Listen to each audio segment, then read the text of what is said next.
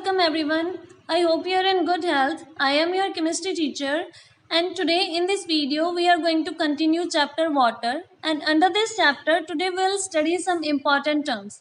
These are crystals, crystallization, hydrated salts, anhydrous salts, deliquescence, hygroscopy, drying and dehydrating agents. But before studying these terms, you must have some knowledge about two types of solids, that is crystalline and amorphous solids. In crystalline solids, there is regular arrangement of constituent particles due to which the crystalline solids have a well-defined geometrical shape.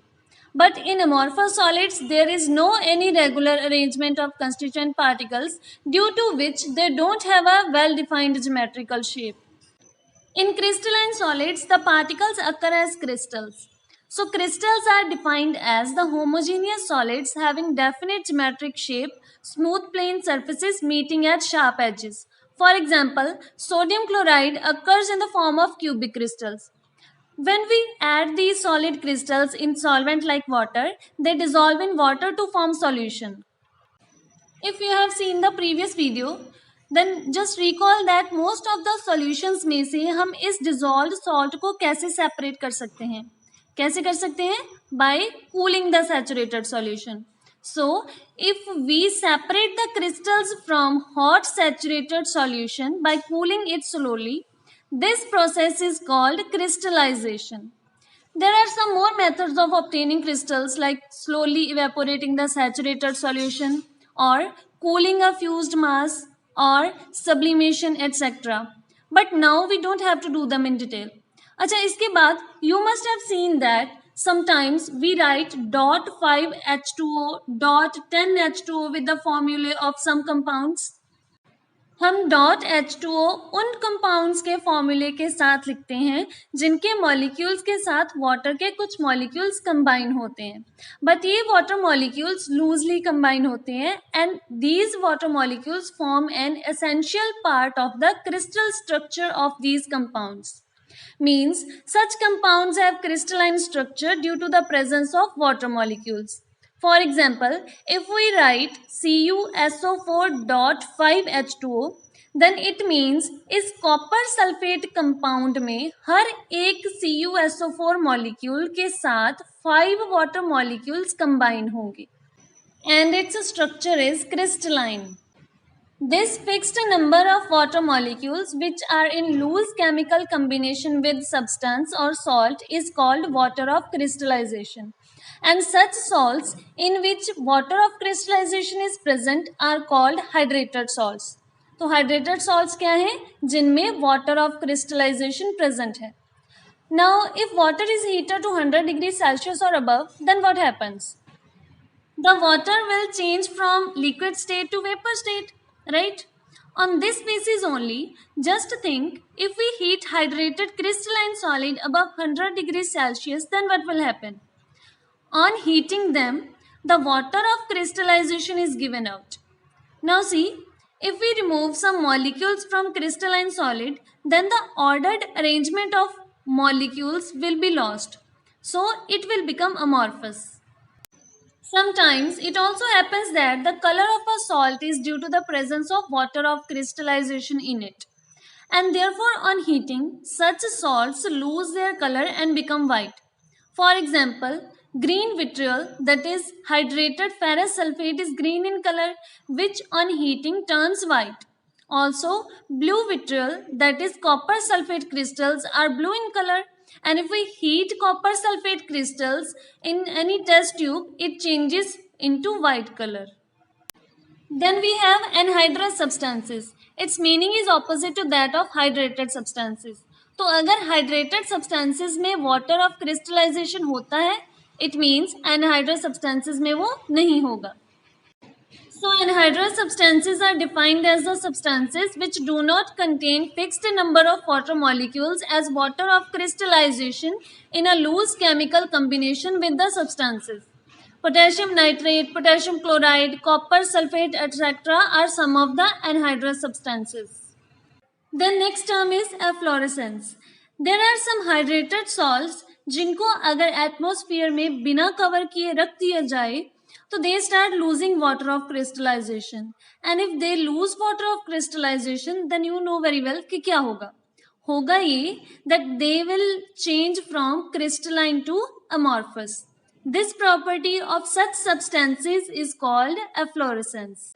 Therefore, certain hydrated crystalline salts, when exposed to the atmosphere at ordinary temperature, lose their water of crystallization partly or completely and become amorphous. This property is called efflorescence, and the substances or the salts which show this property are called efflorescent salts.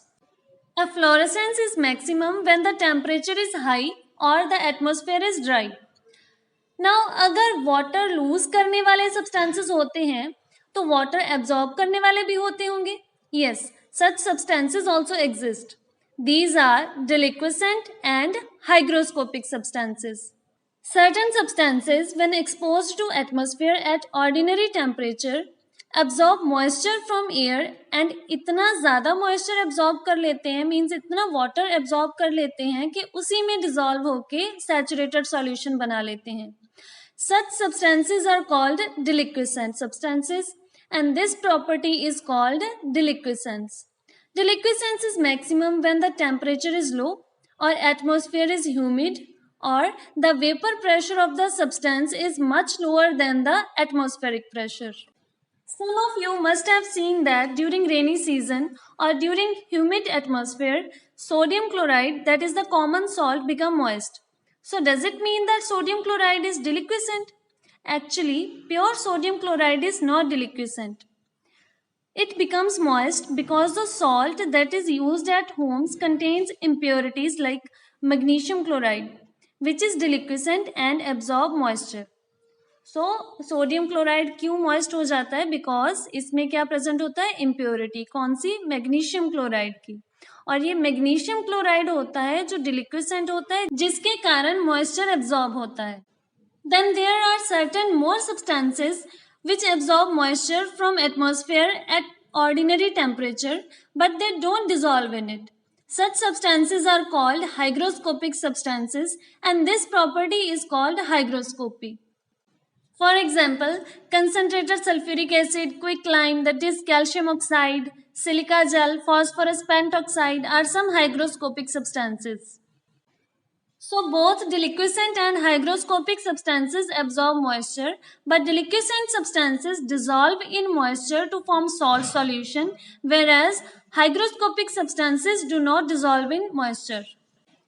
The substances don't only absorb moisture from air, but certain substances can remove moisture from other substances also. These are called drying agents. So drying agents are the substances which remove moisture from other substances, and they are also called desiccating agents or desiccants. And all hygroscopic substances are desiccating agents. For example, if hydrated copper sulfate is placed near concentrated sulfuric acid, then its color changes from blue into white. It happens because concentrated sulfuric acid is a drying agent, so it absorbs moisture from hydrated copper sulfate and make it anhydrous, which is white in color. Then we have dehydrating agents. These are the substances that can remove water molecules from compounds. They remove chemically combined elements of water, that is hydrogen and oxygen, in the ratio 2:1 from compounds. For example, concentrated sulfuric acid acts as dehydrating agent. And concentrated sulfuric acid is such a compound which acts as both drying as well as dehydrating agent. Let us understand more clearly about dehydrating agents with an example. For that, take some sugar in a beaker and then add a small amount of water into the beaker to make sugar solution.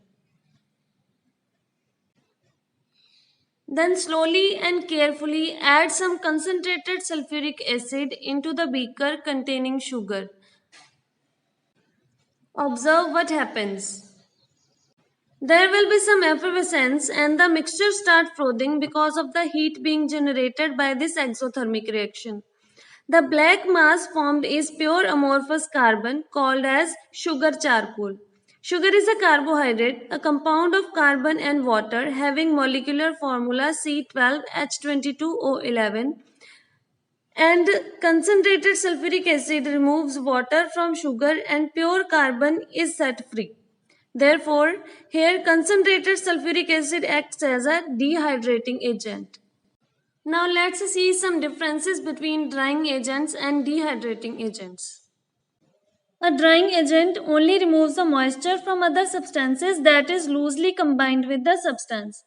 But a dehydrating agent removes chemically combined elements of water in the ratio 2:1 from a compound.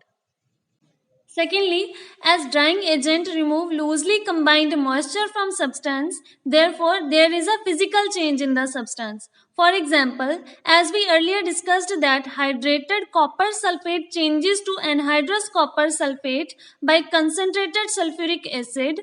In this example, there is no any chemical change in copper sulfate, but there is only a physical change in it. But a dehydrating agent chemically changes the substance. For example, C12H22O11, that is sugar, is converted into C, that is sugar charcoal, by concentrated sulfuric acid. Here, sugar is changed into charcoal and this is a chemical change. Then the drying agents are used to dry gases like chlorine, sulfur dioxide, hydrogen chloride, etc. But the dehydrating agents are used to prepare substances like carbon monoxide, sugar charcoal, etc. Then fourth one is that the chemical formula of a substance remains same if the moisture is absorbed by drying agent. But if dehydrating agent removes the moisture from the substance, then the chemical formula of that substance undergoes a change.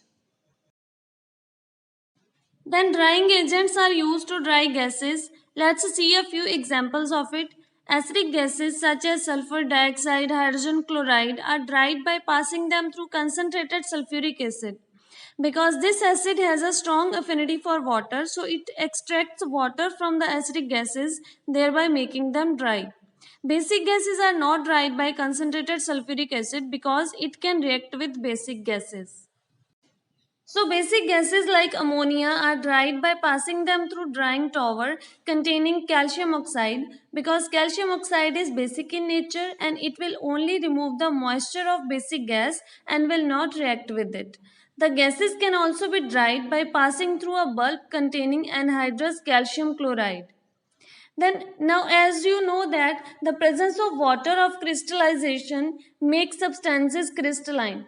But in nature there exists many substances जिनमें water of crystallization नहीं होता but फिर भी वो crystalline होते हैं.